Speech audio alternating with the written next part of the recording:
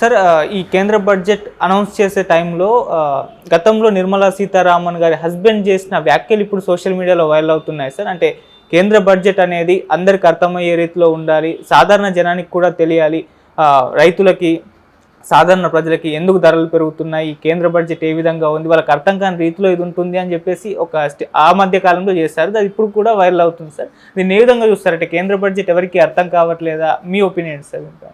కేంద్ర బడ్జెట్ ఎవరికి ఎప్పటికీ అర్థం కాదండి, నిపుణులకు తప్ప. మొదటి విషయం, అసలు బడ్జెట్ అనే మాటే చాలామందికి తెలియదు. అదన్నా 48 లక్షల కోట్ల రూపాయలు అనే మాట ఎవరికి తెలుస్తుంది? రైతుకు తెలుస్తుందా? 48 lakhs crores అనే మాట అంత ఈజీ విషయాలు కావు. పైగా ఎకనామిక్స్తో కూడిన వ్యవహారాలు. పైగా ఇండియాలో మీకు ఇష్టమైనా లేకపోయినా సరే మనంతా కూడా ఇంగ్లీష్లోనే పోతుంటాం, తెలుగులో పోము. ఆ సిస్టమ్ అంతా కూడాను అలాగే పోద్ది. స్లాబులు కానీ ఒగరా కానీ ఎవరు పడితే వాళ్ళకి అర్థమవుతుందని నేనేమో అనుకోవటంలా. up to 3 lakhs ఇన్కమ్ వరకు 0% స్లాబ్, నువ్వు ఇన్కమ్ ఏం కట్టక్కర్లేదు. కానీ 3 to 5 అయితే మటుకు 5% కట్టు, 5 to 7 అయితే 10% కట్టు, ఇలా వేశారు కదా. ఆ పైకి వెళ్ళి టెలిస్కోపిక్గా పెరుగుతూ పోతుంది. మిగతా కింద ఏమో 0 అంటారు. 3 లక్షల ఇన్కమ్ వరకు మీరు 0. కానీ 5 లక్షల ఇన్కమ్ వస్తే 5% కట్టాలి. 7 lakhs ఇన్కమ్ కనుక వచ్చేదైతే 3 lakhs తీసి మిగతా డబ్బుల మీద 10% కట్టాలి. అక్కడ 15కి వెళ్తుంది. 15 లక్షలు దాటిన తర్వాత 30% వెళ్తుంది, 30%. ఇవన్నీ అందరికీ అర్థమవుతాయని, అర్థం ఇలా చెప్పగలమని నేనేమి అనుకోను. ఎడ్యుకేటెడ్ సెక్షనే ఉంటుంది, దాని ఇంపాక్ట్ ఉంటుంది. అయితే రైతులు లాంటి వాళ్ళు ఎవరికి వాళ్ళు ఏ సెక్షన్కి ఆ సెక్షన్ ఏం చూసుకుంటారంటే, ఏదైనా ఎలక్ట్రికల్ ఐటమ్ మీద ట్యాక్స్ పెంచారా, ఎలక్ట్రానిక్స్ మీద ట్యాక్స్ పెంచారా, దాన్ని బట్టి మన కూలరో ఫ్యానో రేటు పెరుగుతుందా తగ్గుతుందా ఈ లెక్కలు వేసుకుంటారు జనం. అలాగే రైతులు సబ్సిడీ గురించి చెప్పుకుంటారు, ఎరువుల మీద ఏమైనా ఇచ్చారా లేదా అని. అంత తప్పి బడ్జెట్ అందరికీ అర్థం అవడం అనేది అయ్యే పని కాదు. అది జనరల్గా బడ్జెట్ ఇంగ్లీష్లోనే ప్రవేశపెడతారు. అవి మనకి ఇష్టం ఉన్నా లేకపోయినా ఒక ఇలైట్ చదువుకునేటువంటి సెక్షన్ వారమే అది. ఆ భాష మిగతా వాళ్ళకి పెద్దగా అర్థం అవుతుందని అనుకోను నేను. అయితే పీపుల్ ప్రోగా ఉండాలి అనే మాట చాలామంది అడుగుతారు. బడ్జెట్ కన్నా ముందు కొన్ని సమావేశాలు జరుగుతాయి. ప్రో బడ్జెట్ అఖిలపక్ష సమావేశం జరుగుతుంది. ఇండస్ట్రీస్ని కూడా పిలిపించి వాళ్ళ అభిప్రాయం తీసుకుంటారు, వ్యాపారం కూడా పిలిపించి తీసుకుంటారు. అయినప్పుడే పెద్ద ఏం మార్పులు రావు. ఎందుకంటే ప్రభుత్వం తన ఇన్కమ్ బాగా రావాల్సిన ఏరియాని బడ్జెట్ నుండి బయటే పెడతారు. ఇప్పుడు జిఎస్టీ ఏరియాలో పెట్రోల్ డీజిల్ లేదు, ఏ రాష్ట్రంలో కూడా లేదు. ఎందుకంటే జిఎస్టీలో తీసుకొస్తే 18% కన్నా ఎక్కువ దాని మీద ట్యాక్స్ వేసే అవకాశం లేదు. కానీ ప్రతి రాష్ట్రానికి కూడా 30% కావాలి. సో పెట్రోల్ ఏం చేశారు, జిఎస్టీ బయట పెడతారు. ఆంధ్రప్రదేశ్లో ట్యాక్స్ చాలా ఎక్కువ పెట్రోల్ మీద, చాలా రాష్ట్రాల్లో చాలా ట్యాక్స్ ఎక్కువ, 18% కంటే చాలా మించి ఉంటుంది.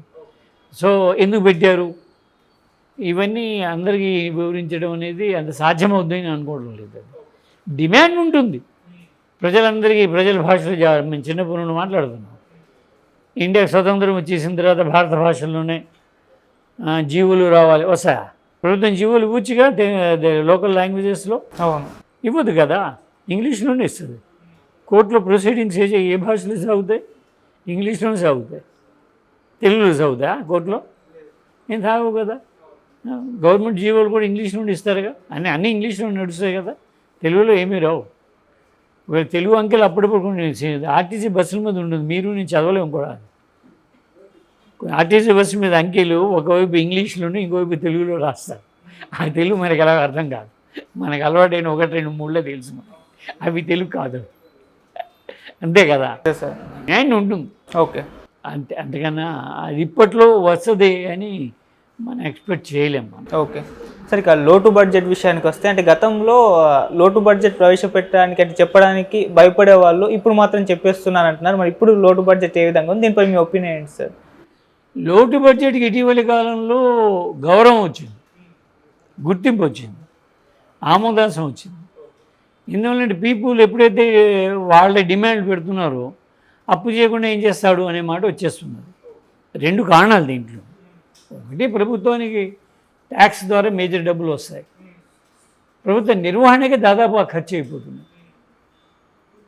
ఆ మధ్యన మన స్టేటే ఉందనుకోండి, ఆంధ్రప్రదేశ్ ఉందనుకోండి, ఆంధ్రప్రదేశ్కి ట్యాక్స్ ద్వారా వచ్చేటువంటి అమౌంట్ ప్రభుత్వ ఉద్యోగుల జీతాలకు, భత్యాలకు, వాళ్ళ ఆఫీస్ రెంట్లకు, పెన్షన్లకు సరిపోతుంది. మొత్తం ట్యాక్స్ సరిపోతుంది. కానీ ఆ తర్వాత ఇంకేదో బియ్యం పథకము, మరో పథకం ఏవో చేయాలి కదా, రోడ్లు గిడ్లు కూడా. దీనికోసం అప్పు చేయాల్సిందే గవర్నమెంట్. సో అప్పు చేయడానికి మనము ఆమోదాంశం ఇచ్చాం. అప్పు చేయడం అంటే లోటే కదా, అంతే కదా. నా దగ్గర 48 లక్షల కోట్ల రూపాయలు నేను బడ్జెట్ ప్రవేశపెట్టా, కానీ నాకు వచ్చే ఇన్కమ్ 38 లక్షల కోట్ల రూపాయలే కదా. సో మిగతా డబ్బు ఎక్కడి నుండి రావాలి? అప్పు చేయాలి. అప్పు చేయలేని ఏం చేయాలి? నేను ప్రభుత్వ ఆస్తులైనా అమ్మాలి, విదేశీ బ్యాంకులోనే డబ్బులు తేవాలి. మనం ఆమోదం ఇస్తున్నట్టే ప్రభుత్వాన్ని. ఏం లేదా మనం ఒప్పుకోవడం లేదా? లేకపోతే ఉచిత వైద్యం వద్దని కానీ, ఉచిత బియ్యం వద్దని కానీ, ఉచిత చదువు వద్దని కానీ మనం అంటలేదు కదా. ఈ ఉచితం కావాలని అంటున్నాం. అలాంటి ఒక ఇంబ్యాలెన్స్ పరిస్థితి భారతదేశంలో అన్ని రాష్ట్రాల్లో ఉంది, కేంద్ర ప్రభుత్వంలో కూడా ఉంది. చాలామందికి ఆ విషయం అంత ఐడియా ఉండదు. మనకు వచ్చే ట్యాక్స్ మొత్తం ప్రభుత్వ ఉద్యోగుల జీతాలకి వెళ్ళిపోతుంది. జీతాలకి మాత్రమే కాదు, జీతాలు, భత్యాలు, ఆఫీసులు అద్దెలు కట్టాలి కదా, అవి రవాణా కోసము, వాళ్ళకి ఇచ్చే పెన్షన్లు, రిటైర్ అయిన వాళ్ళకి పెన్షన్లు, ఇవన్నీ కలిపి ఒక మొత్తం అవుద్ది కదా. అది దాదాపుగా ఆంధ్రప్రదేశ్ ప్రభుత్వానికి వచ్చేటువంటి ట్యాక్స్ రెవెన్యూతో సమానం. అది కాకుండా అదనపు రెవెన్యూ తెచ్చుకోవాలి ప్రభుత్వం. ట్యాక్స్ కాకుండా ఇంకో రెవెన్యూ తెచ్చుకోవాలి కదా. ఈ ఇల్లు అమ్మకాల వల్ల, రిజిస్ట్రేషన్ ద్వారా, స్టాంపులు, డ్యూటీల ద్వారా ఒక ఇన్కమ్ వస్తుంది. తర్వాత ప్రైవేట్ ప్రాపర్టీని అమ్మాల్సిందే, లేదా బయట నుండి మీరు అప్పు తేయాల్సిందే. జగన్ పరిపాలనలో 5 లక్షల కోట్లు, 6 లక్షల కోట్లు అంటున్నాం కదా మనం. ఇప్పుడైనా తేవాల్సిందే. రేపు ఒకటో తారీఖు జీతాల్లో ఇవ్వాలంటే డబ్బులు ఎక్కడ నుండి తీసుకొస్తారు?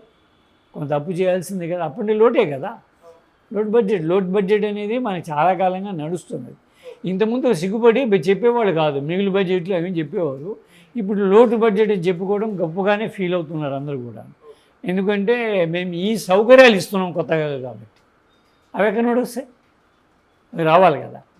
లేదా నీకు వచ్చినట్టు ఇన్కమ్ మాత్రమే ఉంచుకొని దాంట్లో మాత్రమే ఖర్చు పెట్టావు అనుకో, ఆ పీపుల్ హ్యాపీగా ఫీల్ కాదు. పీపుల్ ఎక్స్పెక్టేషన్స్, అంచనాలు చాలా ఎక్కువ ఉంటాయి. అవి తీర్చాలంటే అప్పు చేయాల్సింది. జగన్ కాలంలో 5-6 లక్షల రూపాయలు అప్పు చేశారని మనం చెప్తున్నాం, కానీ చంద్రబాబు నాయుడు గారి కాలంలో కూడా 2.5 లక్షలు 3 లక్షల కోట్లు అప్పు చేశారు కదా. ఇంతకుముందు కూడా అప్పు ఉంది మనకి. జగన్ అధికారంలో వచ్చే నాటికి కూడా రాష్ట్ర ప్రభుత్వం లోటు బడ్జెట్లోనే ఉంది. దాన్ని జగన్ ఇంకా పెంచాడు, దాన్ని ఇంకా పెంచుతుంటారు. అదేం ఆగదు, ఆ ప్రాసెస్ నేను అనుకోవడం ఆగదు. డిమాండ్లు పెరుగుతాయి కాబట్టి. జగన్ కన్నా ఎక్కువ ఇస్తానంటే ఎక్కడ నుండి ఇస్తారు? జగన్ కన్నా ఎక్కువ ఇస్తానని మీరు చెప్పినప్పుడు మీరు ఎక్కడ నుండి ఇస్తారు? ప్లస్ లేకుండా మైనస్ ఎలా వస్తుంది? ఇన్ కాకుండా అవుట్ వెళ్దు కదా. సో ఈ అవుట్ వెళ్ళి ఇన్ లేదు అనుకుంటే లోటు బడ్జెట్ అనే కదా. అప్పు చేయడానికి వెళ్తారు, అప్పు చేయడానికి ఆమోదిస్తారు జనం కూడా, ఎందుకంటే వాళ్ళ డిమాండ్ అది కాబట్టి. ఆ పద్ధతి రాష్ట్ర స్థాయిలో ఉన్నది, దేశ స్థాయిలో కూడా ఉంది. సింపుల్ మ్యాథమెటిక్స్ అండి. వితౌట్ జమ ఖర్చు ఉండదు. చిన్నప్పుడు చెప్తారు కదా మొదటి రోజునే, కుడివైపు జమ రాయండి, ఎడమవైపు ఖర్చు రాయండి అని. కుడివైపు రాయకుండా ఎడమవైపు రాయడం కుదరదు అకౌంటెన్సీలో. అంతే కదా. ఇది మామూలు సింపుల్గా మనం కాలేజీలో చేరిన మొదటి రోజే మనకి చెప్పే పాఠం అదే కదా అకౌంటెన్సీలో. కుడివైపు జమ రాసి తీరాలి కదా, తీస్తేనే ఎడమవైపు ఖర్చు రాయగలుగుతాం. ఆ జమ నీ డబ్బు కావచ్చు, అప్పు కూడా కావచ్చు, ఏదో విధంగా జమ రాయాలి అక్కడ. So that is accepted. Okay, thank you so much sir. Thank you.